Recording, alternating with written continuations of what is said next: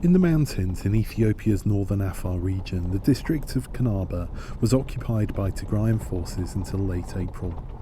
Locals say you can still see Tigrayan forces positioned in the hills that border Tigray. Although the town is still mostly empty, civilians who fled violence are gradually returning to rebuild their lives since forces aligned with the Tigray People's Liberation Front, or the TPLF, have gone, leaving a trail of destruction. Among those civilians is Mohammed Abdullah Mohammed, a local administrator. Many people have returned to their homes, but many of the homes have been ransacked of their furniture. Also, there are no shops or markets. There is severe hunger, and many children suffer from hunger and lack of food.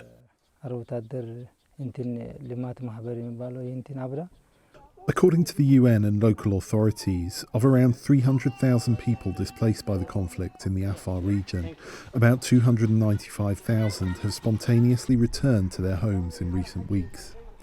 Stina Abdallah returned to the nearby town of Bahale in June with her son.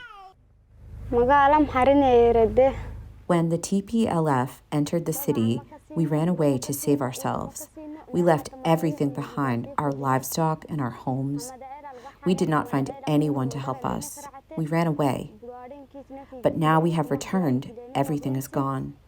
They took with them everything they could steal and destroyed everything, even the houses. Local officials showed VOA many houses and businesses that had been burned or ransacked. The TPLF did not respond to a request for comment on the destruction caused to civilian buildings in Afar, but they have denied targeting civilians in the past. Rights groups accuse all parties to Ethiopia's conflict of abuses against civilians and infrastructure. Amnesty International and Human Rights Watch say in other parts of the country, such as the disputed region of Western Tigray, ethnic cleansing against ethnic Tigrayans has taken place. In Afar, the local administrator in the town of Erepti says loss of infrastructure is taking a major toll. Also, the electricity is not available. We had a special generator in the past. When the electricity goes out, we work with it. It was destroyed by the terrorist TPLF. The situation is now difficult here. No electricity, no internet, not even a phone. There were associations that served the citizens in this area and provided water extraction equipment and contributed to saving energy.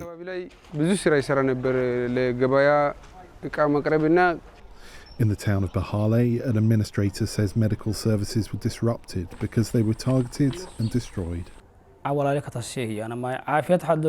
is a lot of damage to health facilities. In total, around 16 health facilities that used to provide services to citizens were destroyed.